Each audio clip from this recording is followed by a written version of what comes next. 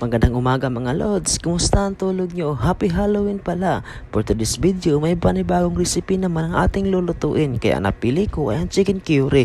Magluluto tayo ng chicken curry for this video mga lods. Ang pagluto ng chicken curry mga lods, maraming proseso. Kaya ito ang napili kong proseso.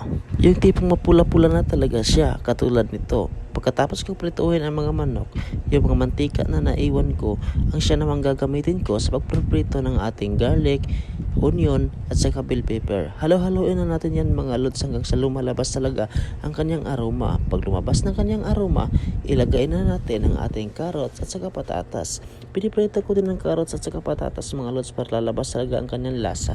Bali half cook lang pala ang ginagawa natin sa pagluluto ng ating carrots at patatas mga lods para hindi naman siya masyadong lata. Inilagay ko na ang chicken mga lods. Haluin na natin ito ng ilang minuto para yung lasa ng carrots at patatas talaga ay papasok talaga sa ating chicken. Sa ganito kasing proseso, mabilis lutuin ang ating pagkain at the same time, no talaga ang lasa ng vegetable at saka chicken. Nilagay ko na ang liquid seasoning, oregano powder, magic sarap, pepper, salt, and chicken cubes. Nilagyan ko na ng 3/4 cup of water para matunaw naman ang mga inilagay natin.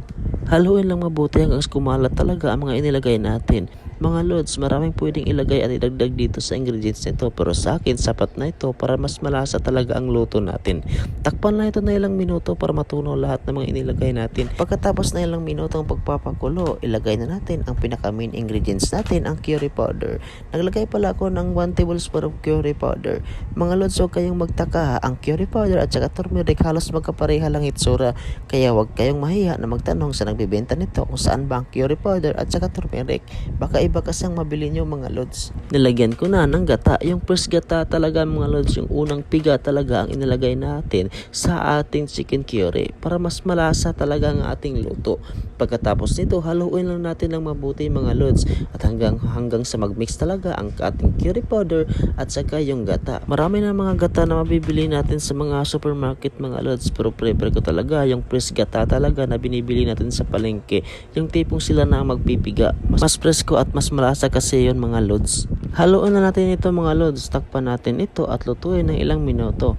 Pagkatapos lutuin, ganito na ang kanyang itsura mga lods. Kung napapansin nyo mga lods, ang chicken natin hindi siya durog at hindi siya malata kasi ganyan talaga ang mangyayari kapag piniprito muna natin bago natin lulutuin. Nang natikman ko talaga ito mga lods, sobrang na-miss talaga ako. Kaya ngayon hinahanap-hanap ko talaga ang lasang ito. Kaya gusto kong i-share ang recipe ito nang sa ganun masubukan nyo ito kung gaano talaga kasarap ang lutong ito. Mabilis at madali lang lutuin ito mga lods. Pagkatapos nilagyan ko na ng pangpalapot. Gusto ko kasi mga lods yung malapot-lapot talaga ang ating sauce para susi talaga kapag kakainin natin. Pero nasa sayo naman mga lods, kung gusto nyo po ng malapot, maglagay lang kayo ng cornstarch. Kung hindi naman, pwede na hindi nyo nalalagyan.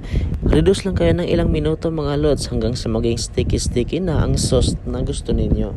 Haluin lang ng haluin mga lods hanggang sa maging sticky na ang sauce natin. Pagkatapos, lutuin lang ng ilang minuto hanggang sa maluto naman ang cornstarch na ilagay natin.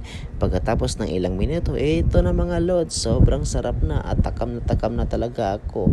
Gusto ko nang umubos ng ilang cup ng kanin para matapos na ang pagkagutom ko. Ito na mga lods, inilagay na natin sa plate ang ating mga chicken kariga. Pagkatapos ready to eat na ito, kanin na lang ang kulang. Let's eat mga lods.